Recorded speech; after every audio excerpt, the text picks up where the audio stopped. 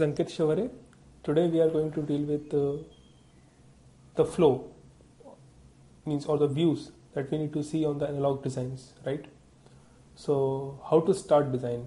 So first is system level view perspective. So in system level view perspective, we use tools like MATLAB.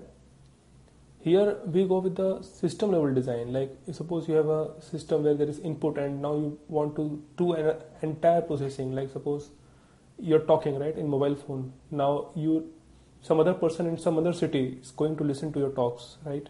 So that entire system, from the communication that you are doing to the mobile phone, that processing has been done, to the modulation, to the channel, it is going to travel from the tower to tower, and then it is going to back receive that entire receiver chain, and then it is going to be listened back analog, right?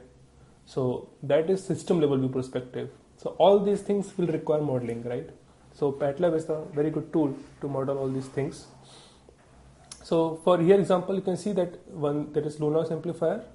It is getting, means your analog signal is getting passed through the low noise amplifier to remove the noise. Then it is getting modulated by the sin omega t and cos omega t, getting passed through the anti-aliasing filter. Again, it's getting processed by the ADC, converted back to digital. Again processed, passed through digital filter, and then I and Q components are generated. So this is one system level view perspective. The next view perspective is the block level view. So it is in the top level is system level, then in the block level, like how will you process these circuits, the processing circuits that we have. So all this is the block level view perspective. So here we can see one signal is there and it is getting passed through different transfer functions.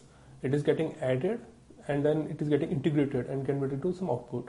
So example is the data converters like flash ADC, signal delta ADC, okay, and all these different converters are used for different applications. It's not like that one converter can be used for the entire chain of applications, right? So you need to figure out that which application is best suited for your needs. So that is block level view perspective.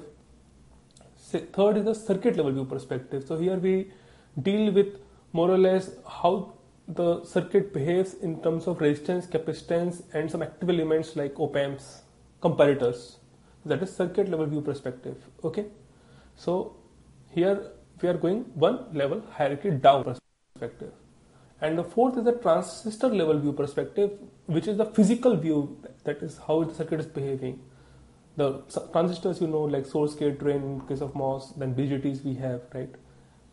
So the collector, base, emitter, okay, all these are the active elements, and the resistor, capacitor, and inductors are the passive elements. So this is the transistor level view perspective. Okay, so this is transistor level perspective, like comparator we can have, right? We can have op-amps. So all these are the transistor level views, amplifications.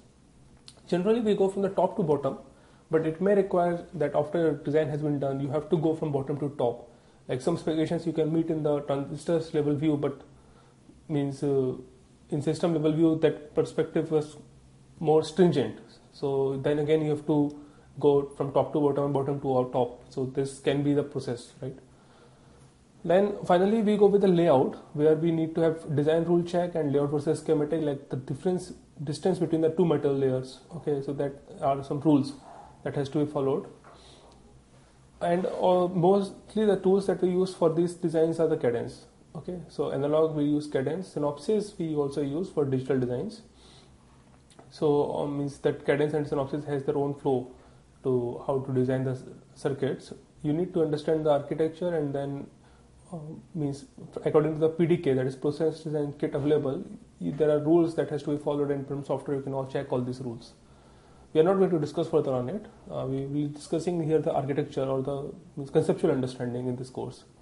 Then after layout has been done, the chip has been taped out from the fab, then we go for the PCB, where you have to test from the different stimulus that you apply, and whether you check whether your circuit is working or as good as or not. So from the simulation environment, now it's on the real world environment. So what you check actually is the linearity, that if suppose you are giving input, means it's the circuit is behaving linearly or not, that output is a function of input or not, the noise level has been designed is matching or not, the functionalities that you have, like the protocols that you have, it is working as per the protocols or not.